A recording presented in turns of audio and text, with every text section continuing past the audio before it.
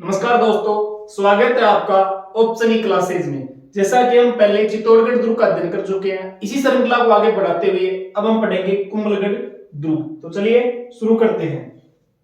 कुंभलगढ़ जो दुर्ग है वो महाराणा कुंभा ने अपनी रानी कुंभल देवी की याद में बनाया था। ये महाराणा कुंभा ने बनाया था।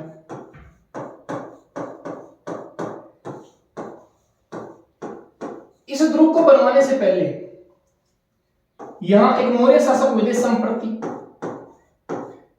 ने यहां एक दुर्ग बनाया था। उसी दुर्ग के अवशेषों पर यह दुर्ग बनाया गया है। आगे देखते हैं कैसा दुर्ग है। तो एक गिरी दुर्ग है। यह जरगा पहाड़ी पर स्थित है।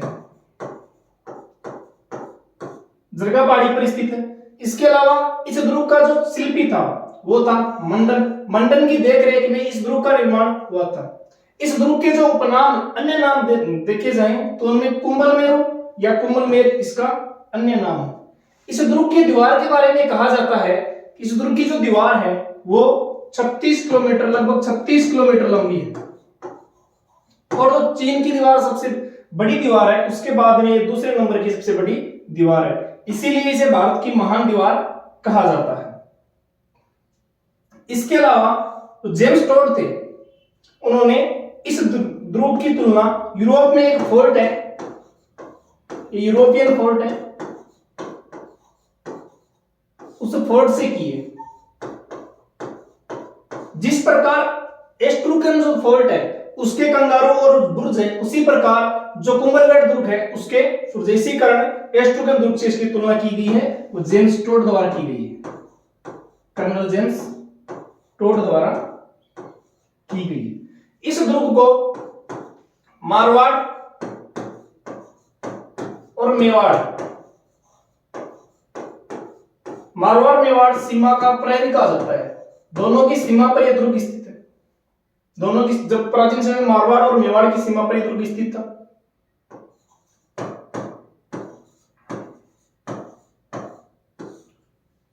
आगे देखते हैं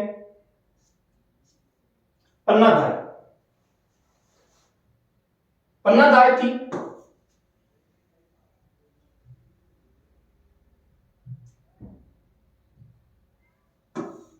ये खींची चौहान वंश की थी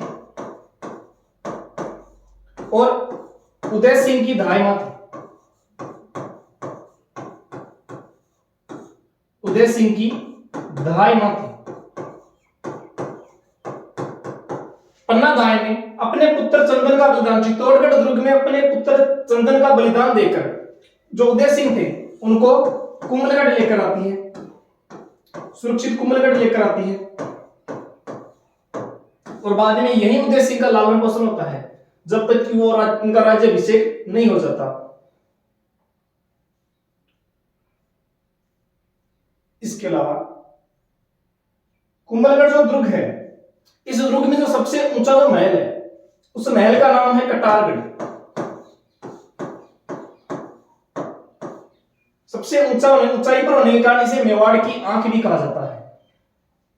यह जो कटारगढ़ है, इस कटारगढ़ में एक महल और है जिसका नाम है, जब दुर्ग के अंदर कोई दुर्ग होता है तो उसे लघु दुर्ग कहा जाता है।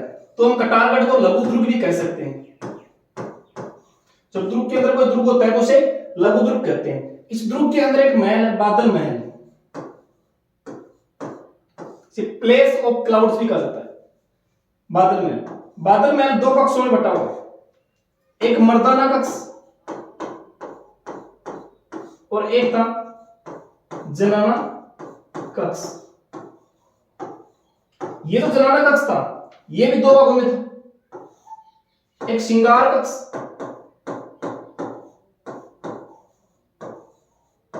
और एक जन्नी की कचहरी, एक कचहरी थी, जिन की कचहरी बोलती थी,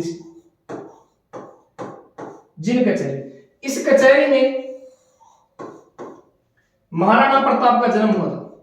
तो अपने काम की चीज यही है कि महाराणा प्रताप का जन्म कहां हुआ था, वो जिन कचहरी में हुआ था।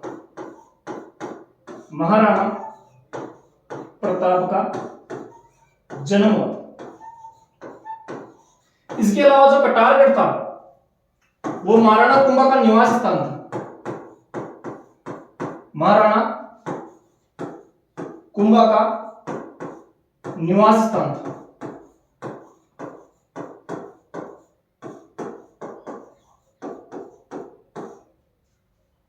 कटारगढ़ के बारे में अबुल फजल ने कहा है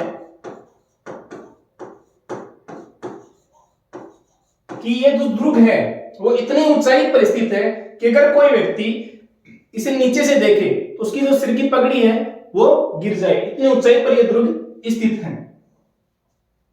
आगे देखते हैं, इस दुर्ग के अंदर जो जालीबाव की बावड़ी है, इसके अलावा यहां जाली रानी का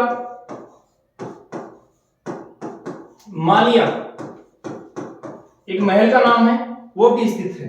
तो जाली रानी थी वो उदय सिंह की पत्नी थी।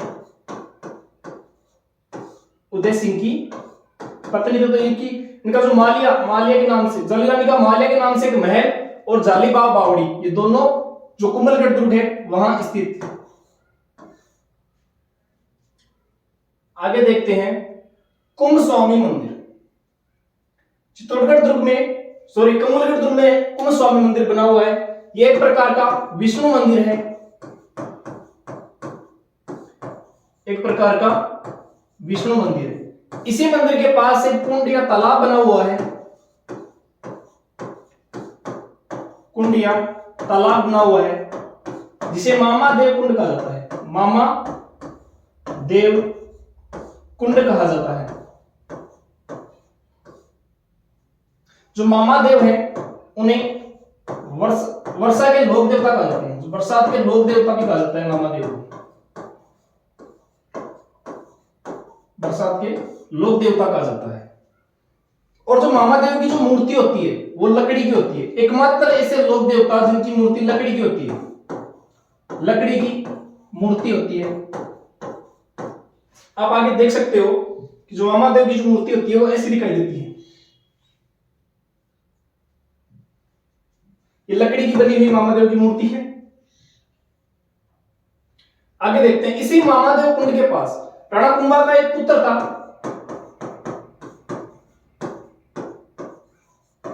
राणा कुंभा का पुत्र था उद्दा।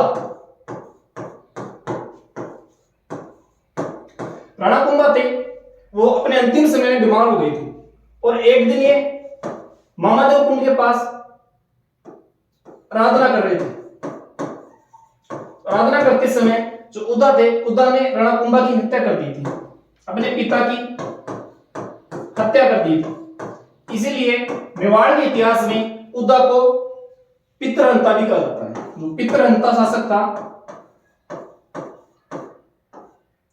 वो उद्दा था। अगर पूछ ले कि मेवाड़ के इतिहास में पितृहंता शासक कौन था तो ध्यान रखना उद्दा था।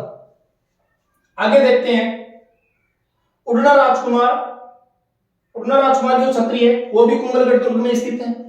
उड़ना राजकुमार पृथ्वीराज सिसोदिया कहा जाता था। जो पृथ्वीराज जो सिसोदिया थे उनको उड़ना राजकुमार कहा जाता था और उनकी जो छत्री है वो कुंभलगढ़ दुर्ग में स्थित है। इनके अलावा कुंभलगढ़ दुर्ग के जो प्रवेश द्वार है, प्रमुख जो प्रवेश द्वार है उसे हल्लापोल या रामपोल कहा जाता है।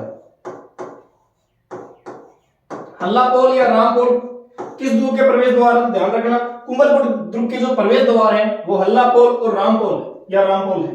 दोनों एक के नाम है। तो जो अपने जो तथ्य थे वो समाप्त हुए। धन्यवाद।